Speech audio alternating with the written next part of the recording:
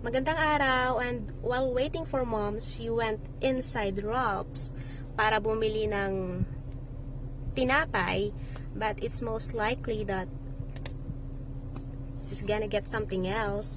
So while waiting for mom, let's do Tagalog WOTD, and let's do mom's favorite filler word, kwan. Easy to say, right? Kwan. Kwan. Kwan. Mama, bumili ka ng kwan? Nang? Kwan? Ng... Tinapay at manok. Oh, okay.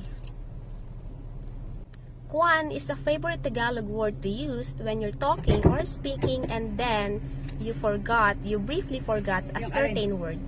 Ah? I'm doing something. You know your favorite word, kwan? Ay, gali. That's your favorite word, Mama. Did you buy One. kwan? Yes. Did you buy... Okay, I got it. Did you buy egg? No. Did you buy We still have eggs. dinosaur egg? Ay, God. Let's go home. What else we don't have at home? We're out of kwan. Wala na tayong kwan.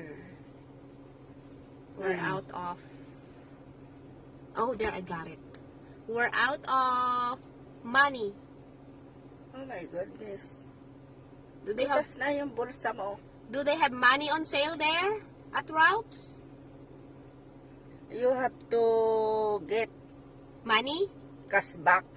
Oh, Yeah. I see. They sell money. They sell money?